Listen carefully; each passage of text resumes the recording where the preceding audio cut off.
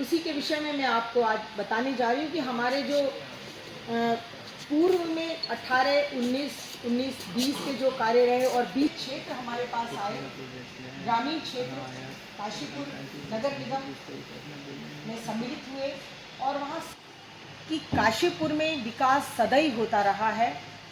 लेकिन अब यदि हम जो क्षेत्र हमारे पास आए हैं ग्रामीण क्षेत्र, उनमें यदि विकास की गंगा बहे तो उचित होगा। इसी कम कार्य है, वहाँ पर कार्य थोड़ा कम कर आगे के लिए उसको करा जाए, जिससे कि आगे आने वाले समय में हम उन कार्यों को करा सकें। तो मैं पूरा आपको 40 वार्डों की सड़कें थी और 14वें वित्त आयोग से 224 सड़कों का निर्माण हुआ। इसमें भी पूरे 40 वार्डों में कार्य दिया गया।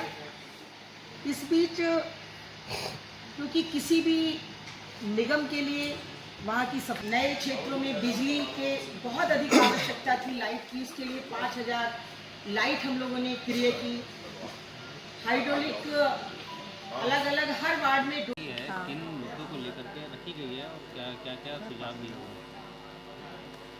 आज की जो प्रेस कॉन्फ्रेंस है, क्योंकि काफ़ी समय से हमारे पत्रकार बंधुओं के द्वारा भी ये प्रश्न था कि आपने अब तक का नगर निगम काशीपुर में क्या किया है, हम ये सब जानना चाहते हैं। तो आप सभी लोगों को इसकी जानकारी देने के लिए अपने सभी पार्षदगणों की उपस्थिति में, अपने कर्मचारियों, अपने अधिकारियों की उपस्थिति में आज ये मीटिंग की गई और आप सभी लोगों को आमंत्रित कर ये सभी जो 2 साल 3.5 महीने की जो उपलब्धियां थी, जो कार्य नगर निगम बोर्ड के माध्यम से किए गए, वो सभी आपको बताए गए हैं आज। देखिए, मेरा मानना है कि यदि इंसान की तारीफ़ होती रहेगी तो शायद इंसान आगे नहीं बढ़ पाएगा। आलोचनाओं से इंसान को बहुत कुछ सीखने को मिलता है और यदि कहीं पर कोई कमी है, आप लोगों के माध्यम से वो कमी सामने आती है, तो निश्चित ही उसमें सुधारीकरण के हमें आगे बढ़ने का एक रास्ता मिलता है और उसको सुधार ज़रूर किया जाएगा। जो पार्किंग वाला जो आपने बताया, उसके लिए भी मैंने क्या हम लोगों ने कर चुके हैं। 16 हमने पार्किंग चिन्हित किए हैं, उनको नोटिस दिए हैं, कैसे आगे उन पर कार्रवाई करने वाले हैं। बैंकों को नोटिस पहुंचा दिए गए हैं, उनको कैसे कार्रवाई करने वाले हैं, ये सब मैं आपको अवगत करा चुकी हूँ। उसको 3 साल नहीं कहूँगी, मैं उसको 2 साल 3.5 महीने कहूँगी, क्योंकि अभी 9 महीने बाकी हैं उसमें। तो ये संज्ञान में था, लेकिन क्योंकि जल संस्थान जो जितना भी जल का कार्य, ऐसे कार्य हैं जहाँ टंकी लगी हुई हैं, वो सब जल संस्थान को हैंडओवर हो जाते हैं, तो उसकी जो जिम्मेदारी होती है वो जल संस्थान को हो जाती है।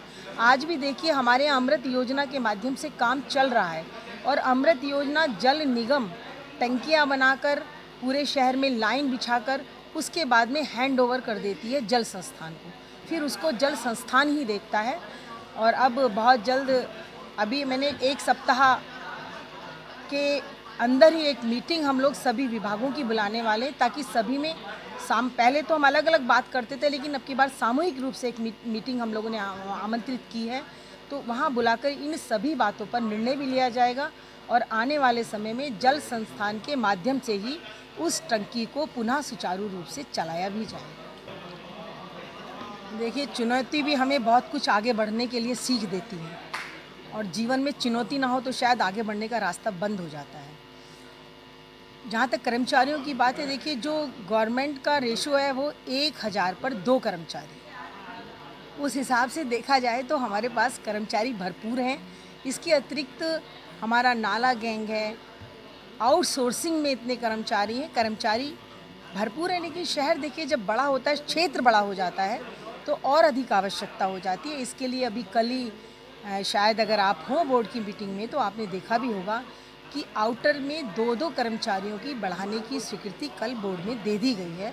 तो अभी हमने 5-5 कर्मचारी उनको दिए थे आउटर में, अब 2-2 कर्मचारी उनको और देने जा रहे हैं। तो इससे काफ़ी कुछ जो समस्या है वो हल होगी।